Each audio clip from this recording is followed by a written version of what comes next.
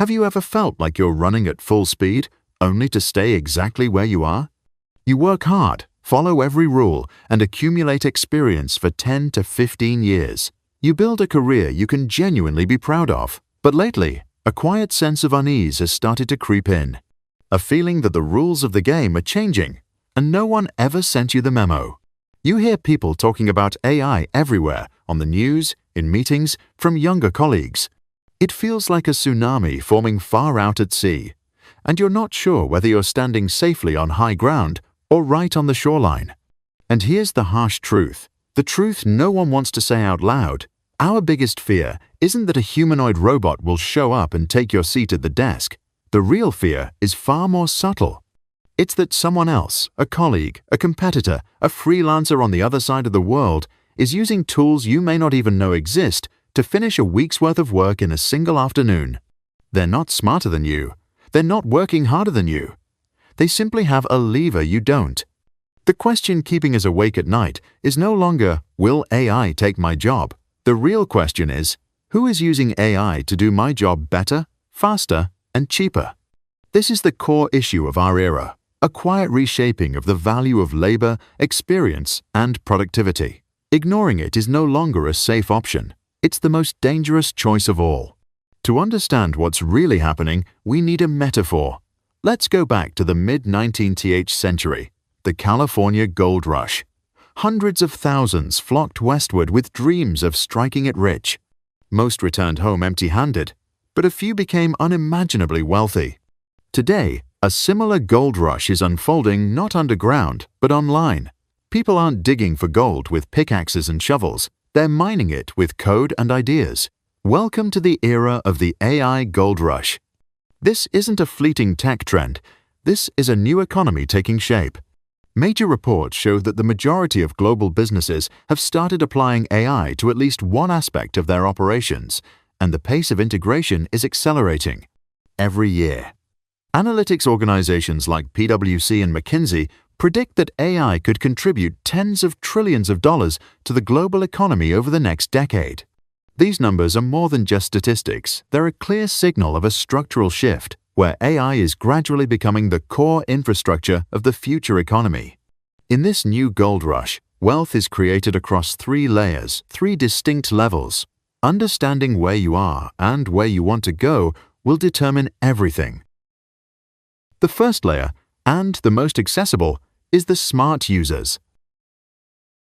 These are people who don't need to know how to code or build AI models. They simply learn to leverage existing tools to take their productivity to a whole new level. A marketing professional uses AI to write 5 different ad versions in 10 minutes instead of spending a whole day. A financial analyst uses AI to summarize hundreds of pages of reports and flag anomalies in seconds. A teacher uses AI to personalize lesson plans for each student. They are like the first miners who realized that using a good pickaxe was far more effective than digging with their hands. At this level, productivity is no longer a measure of innate talent, it's a measure of how well you use your tools. You don't need to be the fastest runner, you just need to learn to drive the fastest car.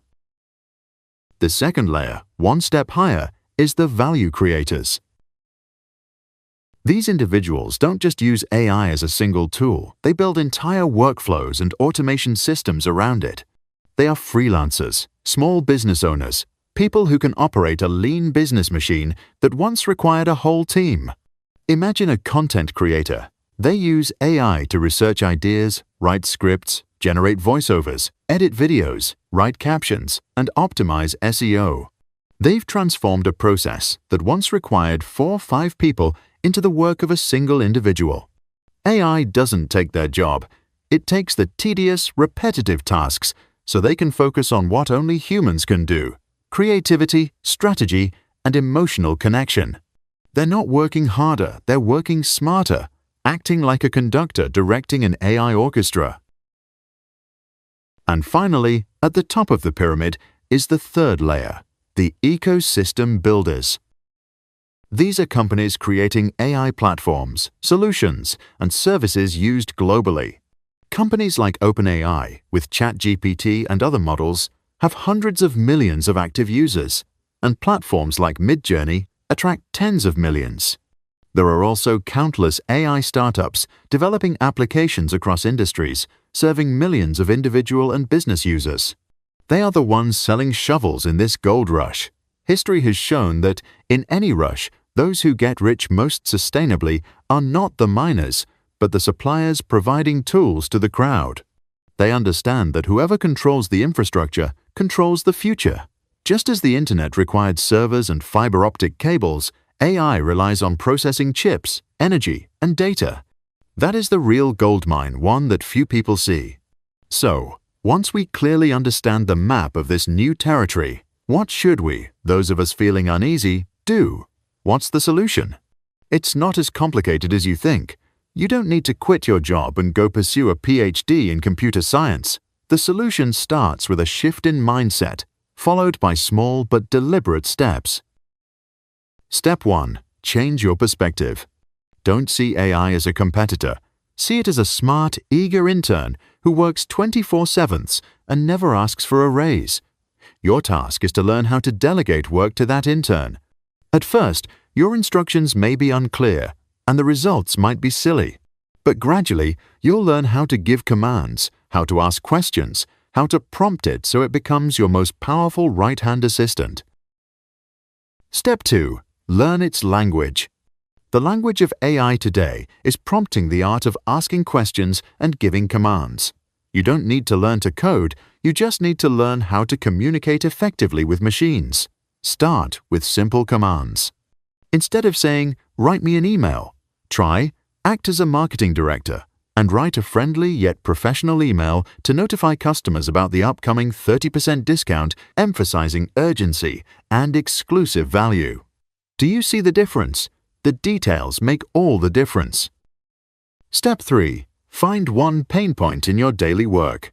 A time-consuming, boring, repetitive task that you hate doing. It could be writing weekly reports, replying to similar emails, summarizing long documents, or gathering information. Then, spend 30 minutes a day finding an AI tool that can solve that specific pain. Just one. Don't try to learn everything at once. Become an expert at automating one small task. Once you succeed, the sense of empowerment and confidence you gain will motivate you to tackle the next task. The world is dividing into two groups of people. The first group sees AI, feels fear and overwhelm, and chooses to ignore it, hoping it will just go away. The second group also feels overwhelmed, but instead of fear, they start experimenting. They try, fail, and keep learning. They turn unease into action. We cannot beat a computer at calculations. We cannot beat a machine in physical strength. And we will not beat AI at processing information.